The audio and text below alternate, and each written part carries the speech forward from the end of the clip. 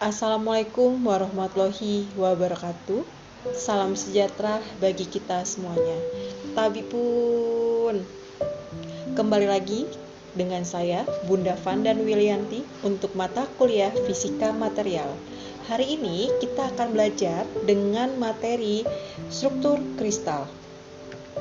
Sebelum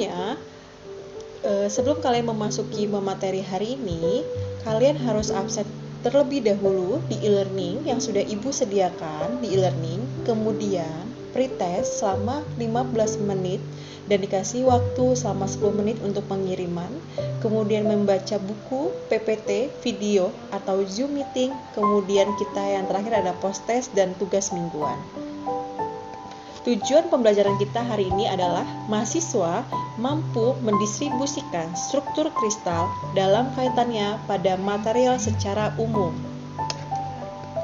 Adapun course online dalam pembelajaran hari ini adalah ketepatan membedakan kristal dengan amorf, ketepatan membedakan bentuk-bentuk kristal sederhana, ketepatan membedakan dan menghitung volume sel primitif, ketepatan menjelaskan dan menggambarkan bidang kisi dengan indeks Miller, ketepatan menyebutkan dan menggambarkan sistem kristal kubik, ketepatan menentukan letak koordinat atom dan kristal, yang terakhir ketepatan menghitung jari-jari atom dan rapat kemasan atomik.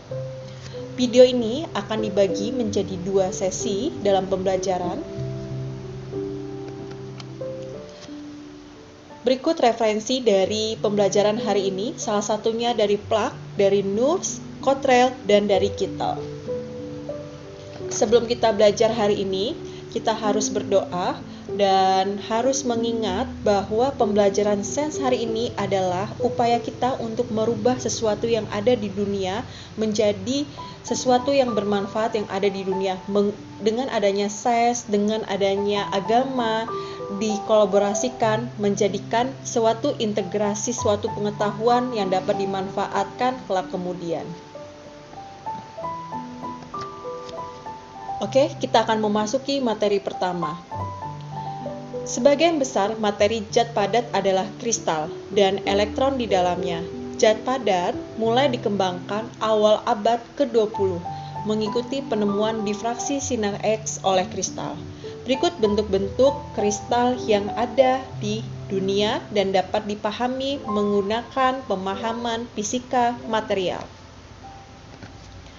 Apa perbedaan antara kristal dan amorf? Kristal adalah diibaratkan sebagai dinding bata yang terdiri dari susunan batu bata yang teratur dan berkala serta bahan-bahan jadi memiliki keteraturan jangka panjang. Berikut contoh dari aplikasi batu bata yang dapat kita ambil dari bentuk kristal. Kemudian, jika kita bedakan dengan bentuk amorf, amorf adalah diibaratkan sebagai tumpukan batu bata, sekumpulan batu bata yang memiliki sifat yang jelas, relatif kokoh meskipun tak sekokoh dinding bata.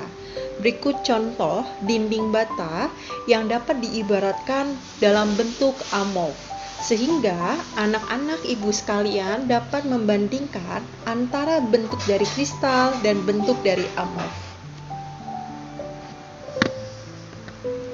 Kemudian, dasar-dasar struktur kristal, kisi dan basis kristal. Apa itu kisi? Kisi adalah sebuah bentuk titik-titik yang teratur dan periodik di dalam ruang, sedangkan kristal yang ideal disusun oleh satuan-satuan kristal yang identik secara berulang-ulang yang tak hinggap dalam ruang. Sedangkan basis dapat didefinisikan sebagai kumpulan atom dengan jumlah atom dalam bentuk sebuah basis yang dapat berisi satu atom ataupun lebih. Oke, selanjutnya adalah lattice kisi, sebuah susunan titik-titik yang teratur dan periodik di dalam ruang. Dapat kita aplikasikan kalau kita membentuk sebuah titik-titik dalam jumlah yang banyak dalam bentuk satu ruang. Dapat kita imajinasikan bentuknya seperti apa. Dapat anak-anak ibu sekalian dapat memahaminya seperti bentuknya adalah sebuah ruangan yang kita kasih titik-titik. Oke, sebuah atraksi yang matematik basis, sekumpulan atom-atom.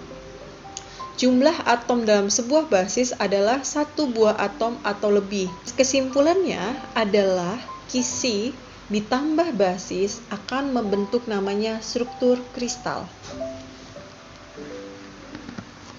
Selanjutnya adalah apa perbedaan antara kisi dan basis dapat kita lihat di dalam bentuk PPT.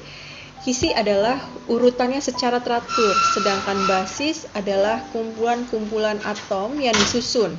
Oke, bahan yang tersusun oleh deretan atom-atom yang teratur letaknya berulang yang tidak berhingga dalam ruang, makanya disebut bahan kristal.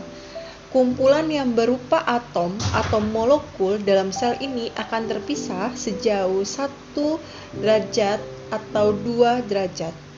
Sebaliknya, zat padat yang tidak memiliki keteraturan demikian disebut bahan amorf atau bukan kristal. Sehingga kalian dapat membedakan antara perbedaan bentuk kristal dan amorf dari beberapa pengertian yang sudah saya jelaskan dan gambar-gambar dalam bentuk PPT berikut.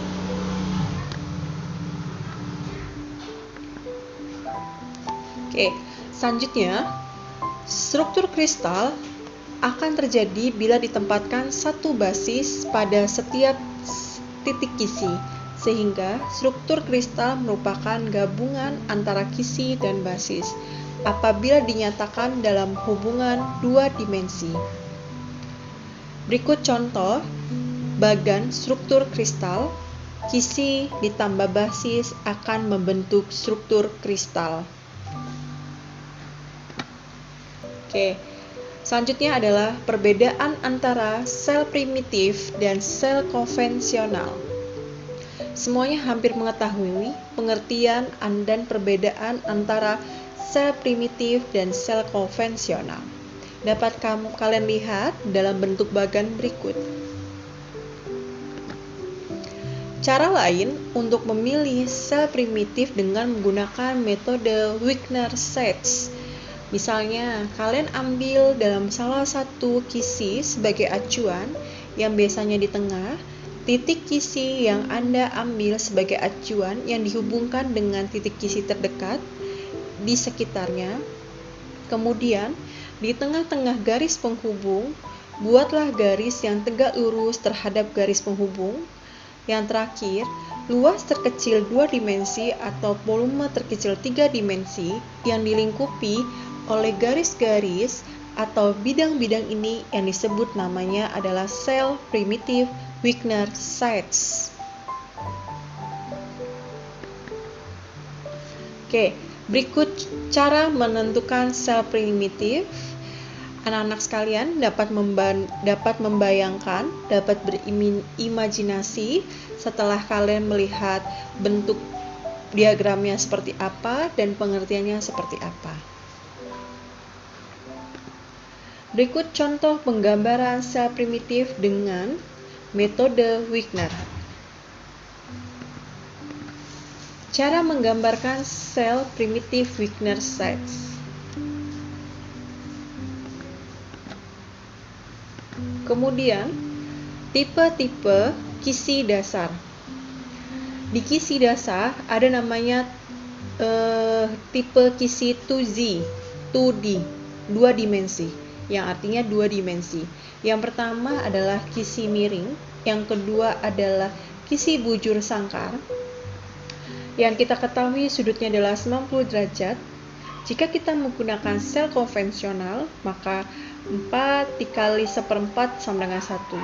Kalau kita menggunakan sel primitif, 1/4 dikali 4 akan menemukan sama-samanya 1. Itu untuk tipe kisi dasar di 2 dimensi.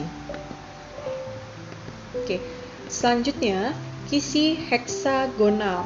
Kisi heksagonal mempunyai sudut 120 derajat.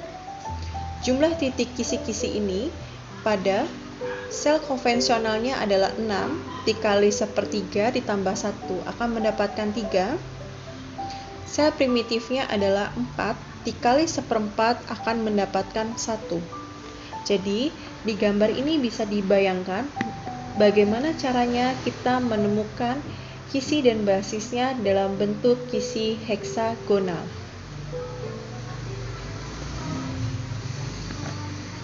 Yang keempat adalah kisi segi panjang. Kisi segi panjang mempunyai sudut 90 derajat. Sel primitifnya 4 dikali 1/4 sama dengan 1. Sel konvensionalnya 4 dikali 1/4 sama dengan 1. Kemudian, sel konvensional artinya adalah sel tak primitif. Adalah sel yang mempunyai luas volume bukan terkecil, artinya mempunyai luas volume yang besarnya merupakan kelipatan dari sel primitif. Oke, berikut gambar dari sel konvensional. Oke, selanjutnya adalah sistem kisi kristal dan kisi Bravais.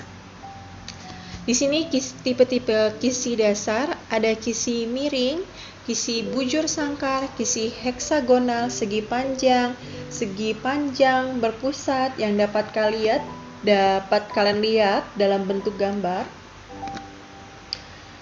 Kisi miring dalam bentuk kisi segi panjang, bujur sangkar.